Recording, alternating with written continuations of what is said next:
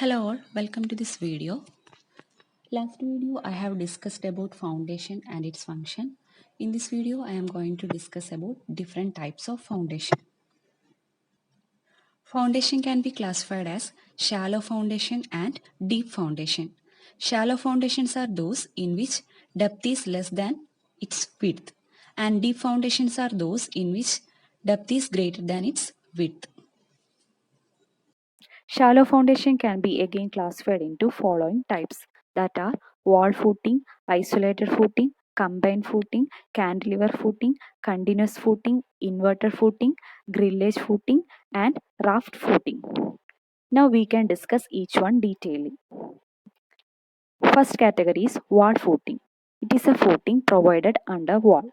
It may be simple footing or stepped footing as shown in figure. This type of footing is constructed using stone, brick, or plain or reinforced cement concrete. Next one is isolated column footing. It is a footing used to support isolated columns. This column footing may be simple, stepped, or sloped footing as shown in figure. Next one is combined footing. It is a footing constructed for two or more columns, and it is provided when isolated footings of individual column overlaps or when external column is situated near the boundary. This combined footing may be rectangular or trapezoidal. Figure shows the plan and elevation of both rectangular and trapezoidal footing. Trapezoidal footings are recommended when load acting on one of the column is very high and soil having low bearing capacity. Next one is cantilever footing. This type of footing is used when it is impossible to place a footing directly beneath the column due to the limitations of land, or when two columns are at a reasonable distance and combined footing is not economical. In this, columns are connected by a strap or a cantilever beam. In this figure, you can see two columns which is connected by a strap beam. So the load from exterior column is partially transferred to the interior column through strap. Next one is continuous footing. If an RCC slab is provided for a two or more column, then that type of foundation is called continuous footing. In this figure, you can see a single RCC beam provided for a three columns. Continuous footing is used when there are two or more columns in one row or footing of individual column overlaps. Next one is inverted footing.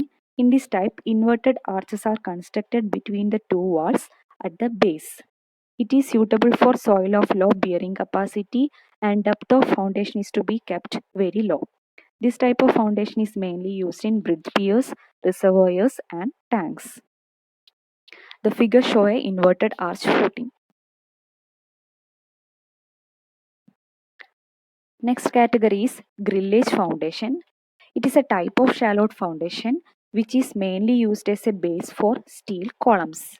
It transfers the heavy loads from steel columns to a soil of low bearing capacity. It is mainly constructed using rolled steel joist and all members are embedded in concrete to protect it from corrosion.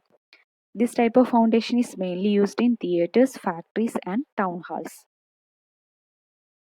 The figure shows the grillage foundation. The last category is mat foundation. It is a concrete slab which covers the entire area beneath the structure and support all the walls and columns. It is also known as raft foundation. In this figure, you can see an RCC slab which supports number of columns. Mat foundation is applicable when soil having low bearing capacity or the structure carrying heavy loads or the site consists of highly compressible soil. So we have discussed all the categories of shallow foundations. Hope you enjoyed the video. Thank you.